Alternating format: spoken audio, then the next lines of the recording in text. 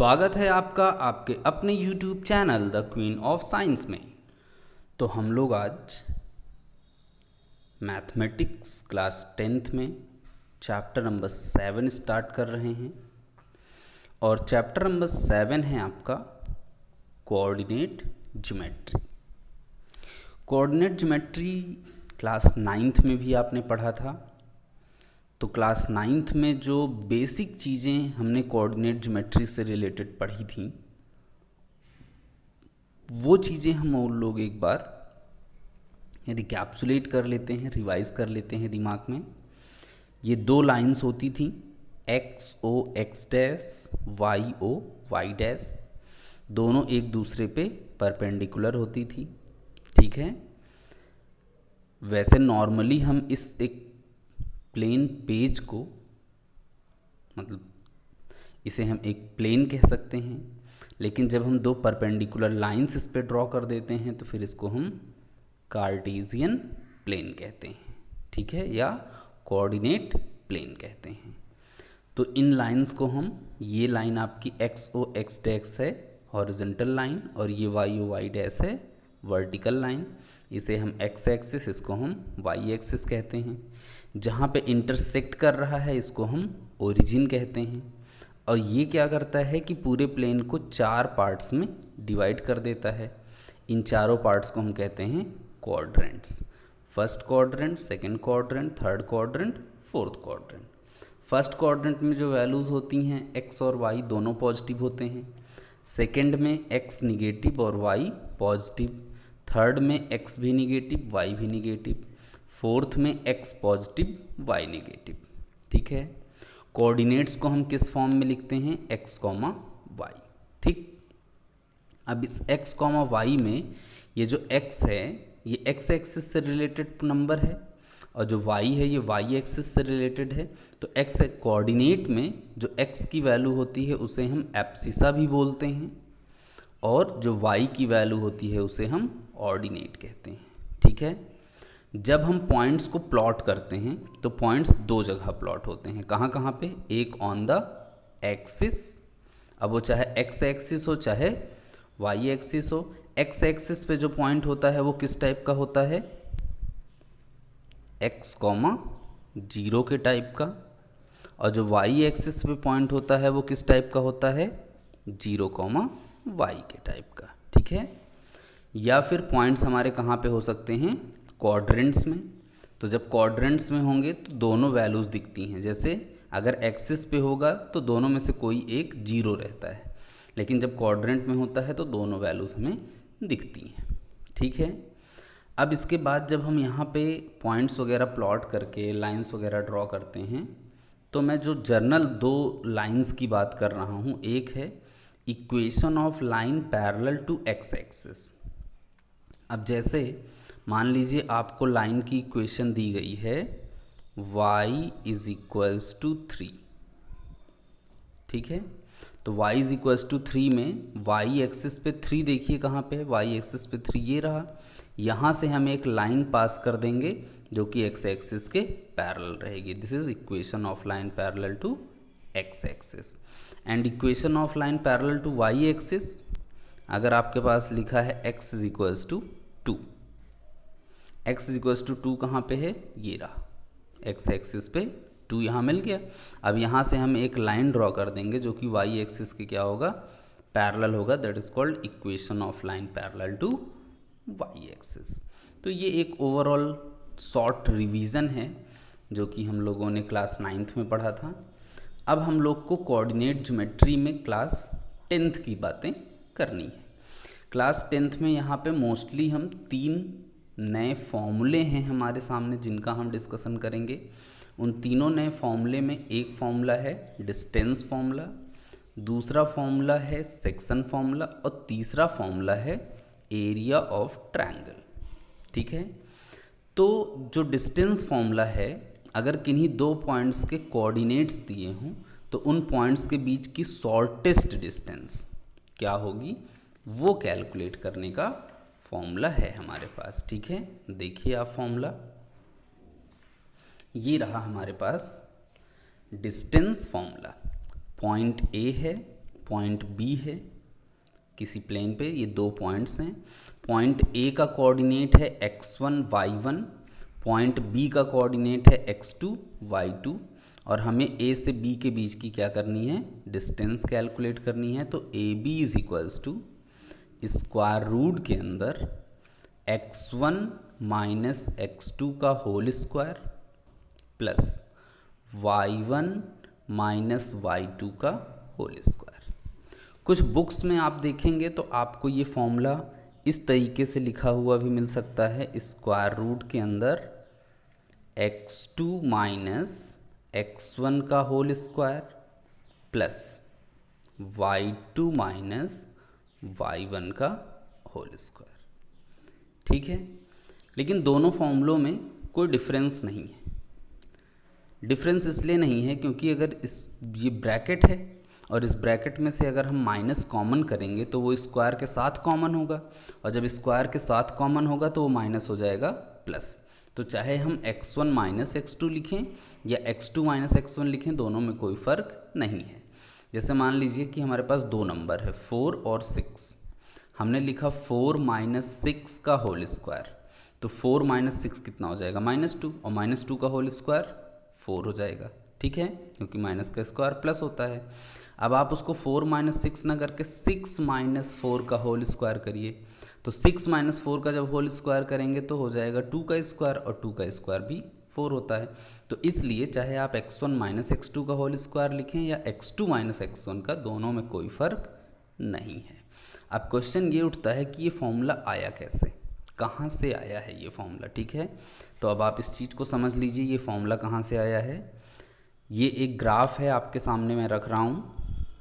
This is our x axis, this is our y axis.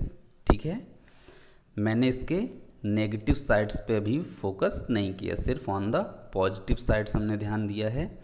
एक point ये रहा A जिसका कोऑर्डिनेट है x2 y2, और एक पॉइंट ये रहा हमारा B जिसका कोऑर्डिनेट है x1 y1।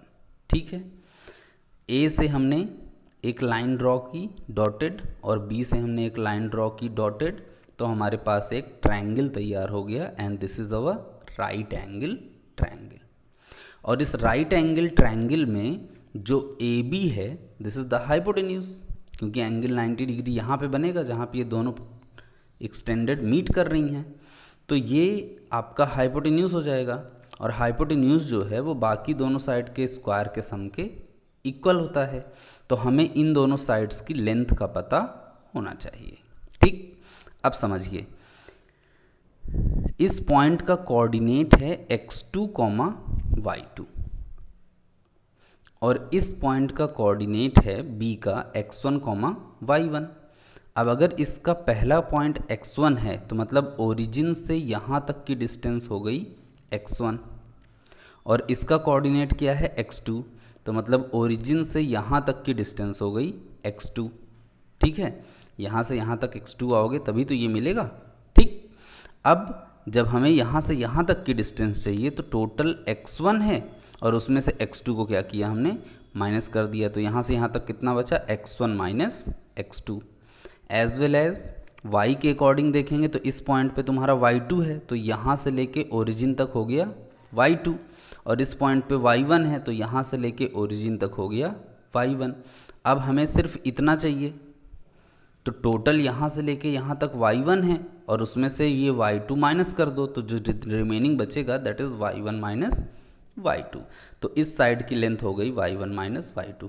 अब जब हम इस ट्रायंगल में पाइथागोरस थ्योरम अप्लाई करेंगे तो आपको AB की वैल्यू AB स्क्वायर मिलेगा, x1 माइनस x2 का whole square plus y1 minus y2 का होल स्क्वायर। लेकिन वो AB स्क्वायर की वैल्यू है, फिर जब AB निकालेंगे तो उधर स्क्वायर रूट चला जाएगा, तब आपके पास फॉर्मूला निकल के आएगा square root x1 minus x2 का whole square plus y1 minus y2 का होल स्क्वायर। आई थिंक आपको ये भी समझ में आ गया कि ये फॉर्मूला आया कहाँ से। डायरेक्ट फॉर्मूला तो आपको याद रखना है, लेकिन फॉर्मूले का प्रूफ भी जान जाओ तो और अच्छी बात है। ठीक है ना। अब इसके बाद हम लोग इसके डिफरेंट एप्लीकेशंस पे डिफरेंट बातों पे आगे बढ़ रहे हैं। जैसे कि सबसे पहला टॉपिक इसमें है डिस्टेंस फॉर्मूले में कि distance of a point from origin. किसी पॉइंट की डिस्टेंस कहाँ से कैलकुलेट करना, ओरिजिन से कैलकुलेट करना। तो मान लीजिए ये पॉइंट ए है, इसका कोऑर्डिनेट है x, y और ये ओरिजिन है, इसका कोऑर्डिनेट है 0, 0। ठीक है। जब हमें a से o तक की डिस्टेंस कैलकुलेट करना है तो ए ओ इज इक्वल्स टू, देखिए एकदम सिंपल सा है, पहले कोऑर्डिनेट का पहला, दूसरे कोऑर्डिनेट का पहला, ये माइनस होते हैं, पहले कोऑर्डिनेट का दूसरा, दूसरे कोऑर्डिनेट का दूसरा, ये माइनस होते हैं। तो ये हो जाएगा x माइनस 0 का whole square plus y minus 0 का होल स्क्वायर। x माइनस 0 का होल स्क्वायर तो ये x रहेगा तो x स्क्वायर, और y माइनस 0 का होल स्क्वायर भी y रहेगा तो y स्क्वायर। तो इस अकॉर्डिंग किसी भी पॉइंट की डिस्टेंस ओरिजिन से क्या हो जाएगी, उसी पॉइंट के कोऑर्डिनेट्स के स्क्वायर के सम का square root. A O is equals to square root x square plus y square. ठीक है। नेक्स्ट है हमारे पास कंडीशन फॉर इक्वी डिस्टेंस। ये क्या बात है, यहाँ पे हमारे पास एक पॉइंट ए है, एक पॉइंट बी है और एक पॉइंट सी है। क्वेश्चन ये कह रहा है कि जो पॉइंट ए है वो बी और सी से इक्वी डिस्टेंस है, ऐसा बोला जाएगा क्वेश्चन में। Point A is equidistance from the point B and C. ठीक है। If point A is equidistance from the point B and C, अगर ये बी और सी से इक्वी डिस्टेंस है मतलब ए से बी उतना ही है जितना कि ए से सी है, तो A B is equals to A सी।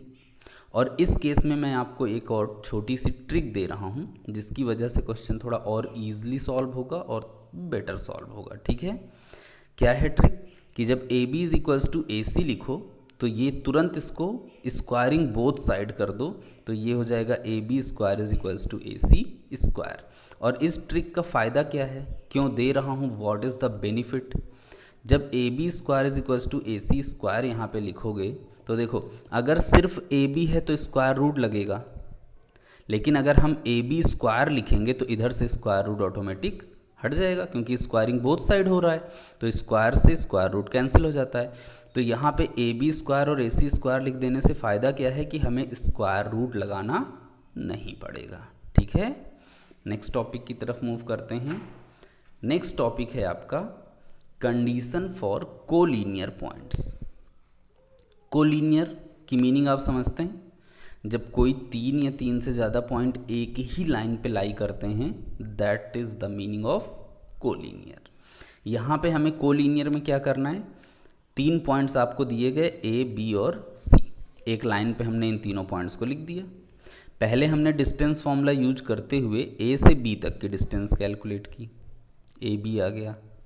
फिर हमने डिस्टेंस फॉर्मूला यूज किया बी से सी तक की डिस्टेंस कैलकुलेट की। अब देखिए, जब हम ए बी की डिस्टेंस कैलकुलेट कर रहे हैं तो ए और बी का कोऑर्डिनेट यूज करेंगे, जब हम बी सी की डिस्टेंस कैलकुलेट कर रहे हैं तो हम बी और सी का कोऑर्डिनेट यूज करेंगे, तो हमारे पास बी सी की डिस्टेंस आ गई। फिर हम ए सी की डिस्टेंस कैलकुलेट करेंगे, ए और सी के कोऑर्डिनेट को यूज करके, तो ए सी की डिस्टेंस आ गई।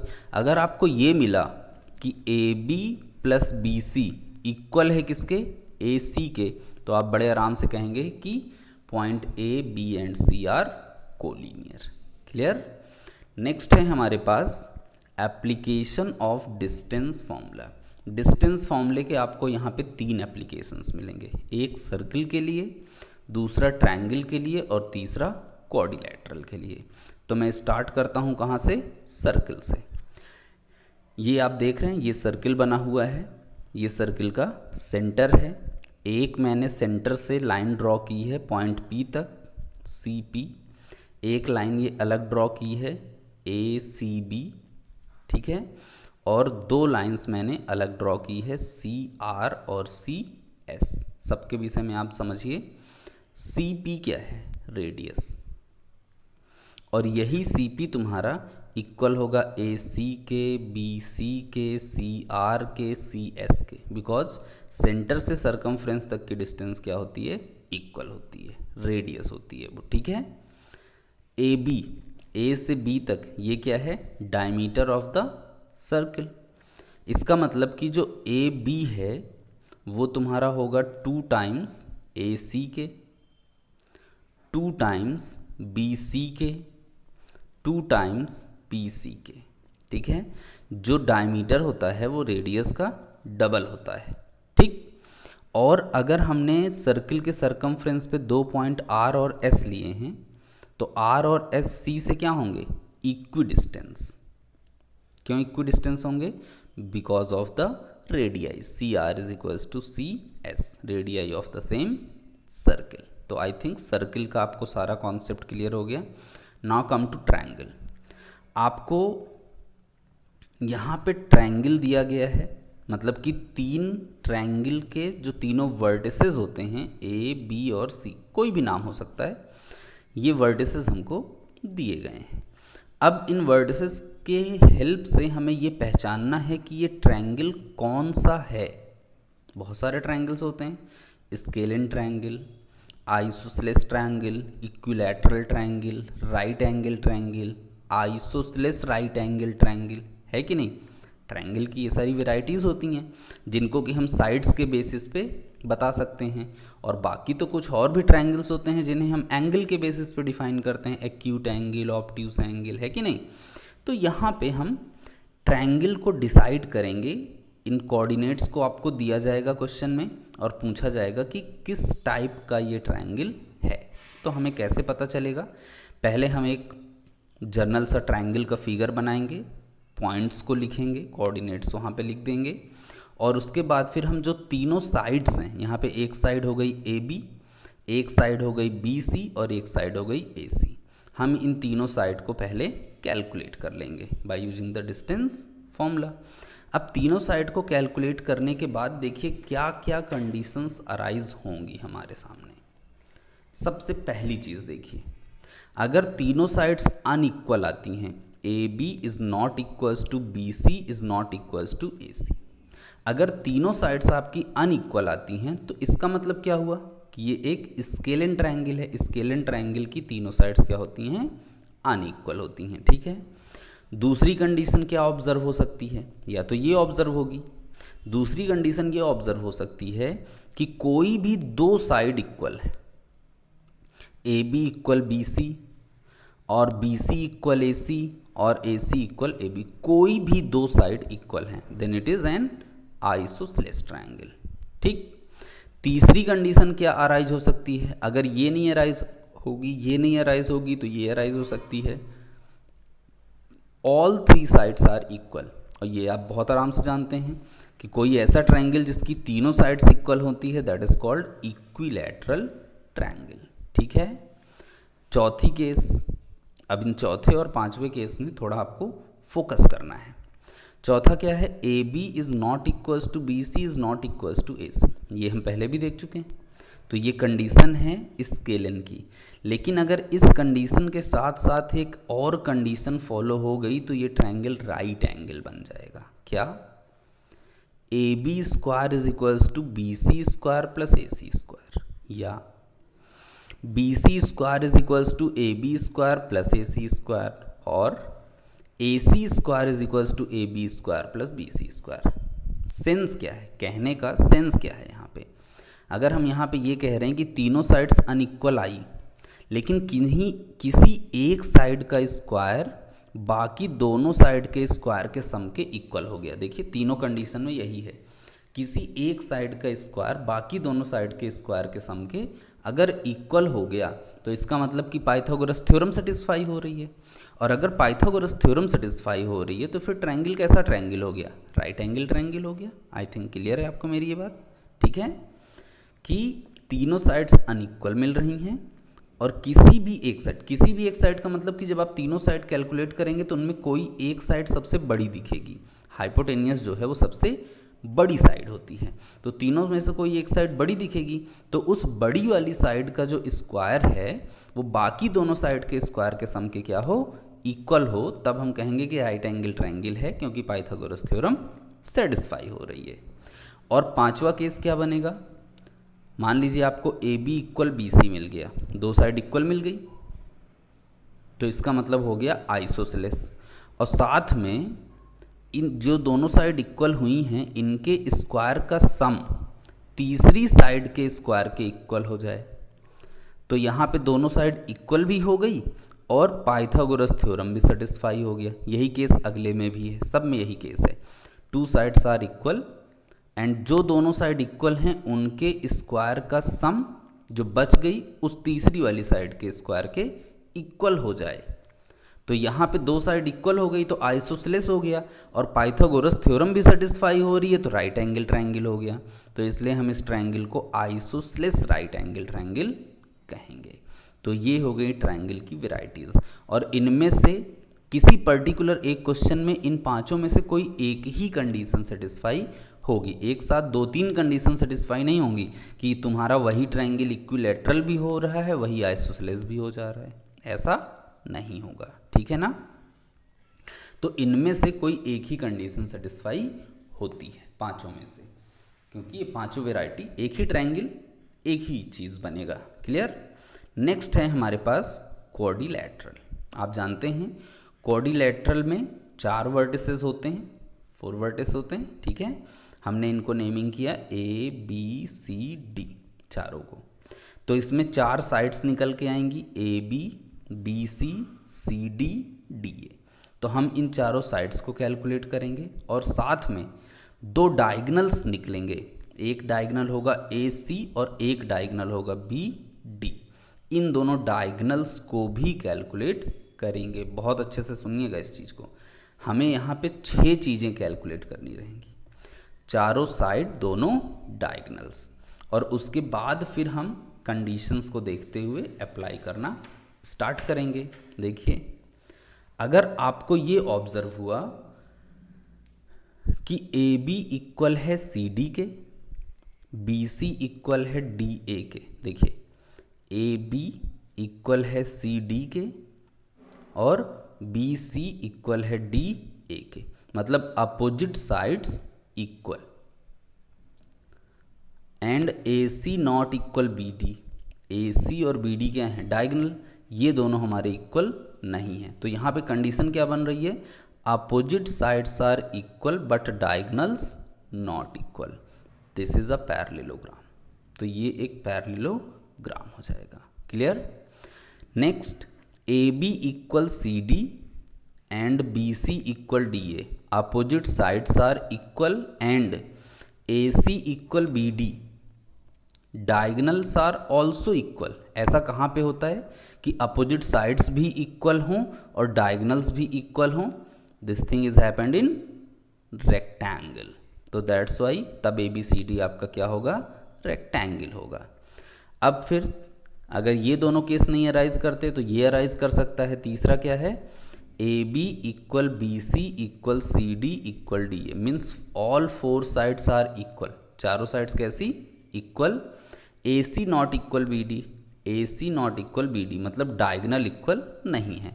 All 4 sides are equal but diagonal not equal. It means it is a rhombus. Rhombus में ऐसा होता है कि चारों साइड्स इक्वल होती हैं लेकिन उसकी डायगोनल इक्वल नहीं होती हैं। ठीक है। एंड लास्ट है आपके पास AB इक्वल, क्वाड्रिलैटरल के लास्ट मतलब second last, AB equal BC equal CD equal DA। All 4 sides are equal. AC equal BD। Diagonals are also equal. तो चारों साइड्स भी इक्वल हों, डायगोनल्स भी इक्वल हों, ऐसा कहाँ होता है? स्क्वायर में। तो इसलिए ये ABCD आपका क्या हो जाएगा? स्क्वायर हो जाएगा। ठीक है। And the last one is AB equals to BC। AB equals to BC। CD equals to DA। CD equals to DA। AC not equal to BD। AC not equal to BD। तो यहाँ पे देखिए AB और BC कैसी side होंगी? Adjacent side, दोनों एक दूसरे के जस्ट बगल हैं। तो ये दोनों एडजेसेंट साइड इक्वल हो गई और CD इक्वल DA, ये दोनों एडजेसेंट साइड इक्वल हो गई, लेकिन डायगोनल हमारा इक्वल नहीं हुआ। आपको हो सकता है याद हो सकता है भूल गए हो, क्लास 9th में हमने इसको पढ़ा था कि जो काइट का शेप होता है उसमें जो अपर एडजेसेंट साइड होती हैं वो इक्वल होती हैं, जो लोअर एडजेसेंट साइड्स होती हैं वो भी इक्वल होती हैं, लेकिन उनके डायगोनल्स इक्वल नहीं होते। तो उसको हम क्या कहते हैं? काइट कहते हैं। तो इस अकॉर्डिंग आपके पास ये 5 कंडीशंस हैं क्वाड्रिलैटरल के लिए, और इन पांचों में से कोई एक ही सेटिस्फाई होगा, पांचों एक साथ नहीं सेटिस्फाई होंगे। तो जब आपको क्वाड्रिलैटरल के वर्टिसेस दिए जाएं और क्वेश्चन में पूछा जाए कि बताइए किस टाइप का क्वाड्रिलैटरल है, तो आपको सबसे पहले क्या करना है, चारों साइड्स आप कैलकुलेट करिए, दोनों डायगोनल्स आप कैलकुलेट करिए, और उसके बाद फिर देखिए कि क्या कंडीशन बन रही है। जैसी कंडीशन बन रही होगी वैसा फिर आप इन पांचों केस के आधार पे आंसर्स देंगे। ठीक है, तो ये डिस्टेंस फॉर्मूले से रिलेटेड हमारा कॉन्सेप्ट है। अब हम लोग एनसीईआरटी की फर्स्ट एक्सरसाइज करेंगे, और एनसीईआरटी की फर्स्ट एक्सरसाइज में डिस्टेंस फॉर्मूले से रिलेटेड जो क्वेश्चंस हैं वो मैं आपको लगभग सारे ही बता दूंगा, क्योंकि हर क्वेश्चन थोड़ा नया नया अलग अलग क्वेश्चन है। उसके बाद एनसीईआरटी एग्जाम्पलर, आर.एस. अग्रवाल और आर.डी. शर्मा, ये 3 बुक्स और हैं हमारे पास, जिनकी हेल्प से मैं आपको क्वेश्चन बताऊंगा। मतलब मैं पहले एनसीईआरटी कवर करूंगा, फिर उन तीनों बुक्स में जितनी भी वैरायटी के क्वेश्चंस अलग अलग मिल जाएंगे उन तीनों बुक्स में, उन क्वेश्चंस को भी मैं एनसीईआरटी की पहली एक्सरसाइज ख़त्म होने के जस्ट बाद आपको दे दूंगा। ठीक है।